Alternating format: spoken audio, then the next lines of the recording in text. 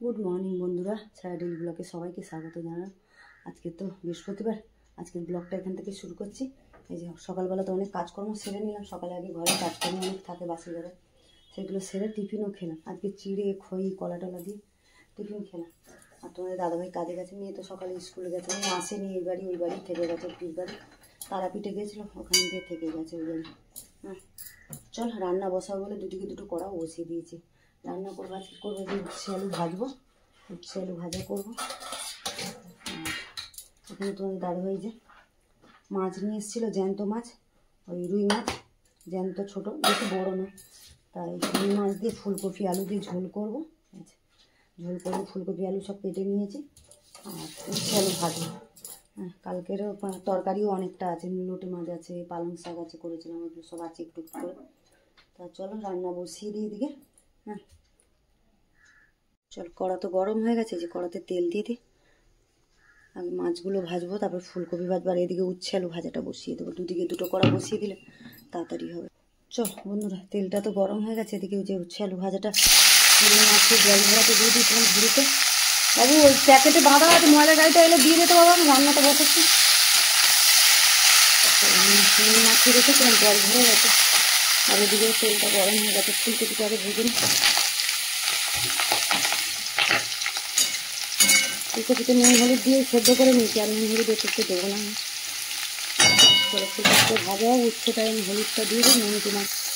চলো বন্ধুরা দেখো, ফুলকপিটা তো লাল করে একদম ভেজে নিয়েছি, তুলে নিয়ে মাছ ভাজা বসাবার। এদিকে তো উচ্ছে আলু ভাজাটা হচ্ছে।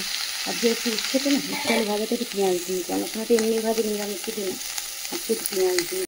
চল ফুলকপিটা তো তুলে নিলাম, নিয়ে আর এই যে মাছটা ভাজা দিয়ে দিয়েছি। আবার মাছটা ভেজে নিই, ছোটো সাইজে দিয়ে, বেশি বড় না, জমিতে ছিল ফুলকপি দিয়ে ঝোল খাবে।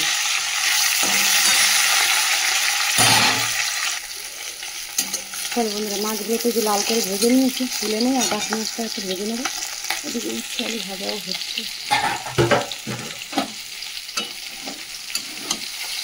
উচ্ছে আলু ভাজাটাতে হতে সময় লাগে না, এই জন্য এদিকে আস্তে আস্তে হচ্ছে উচ্ছে আলু ভাজাটা।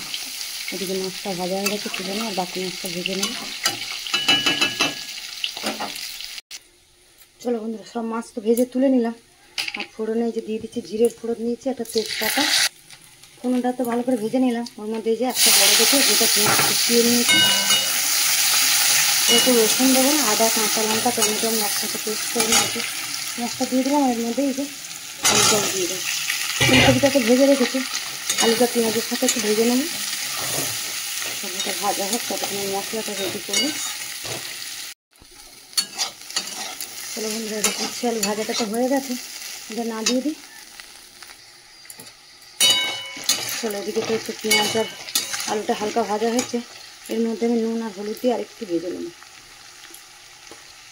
চলো একটু পরিমাণ মতন নুন দিয়ে দিলাম, হলুদও দিয়ে দিচ্ছি পরিমাণ মতন, দিয়ে নুন হলুদটা দিয়ে আরেকটু আলুটা ভেজে নেব, তারপরে মশলাটা দেবো।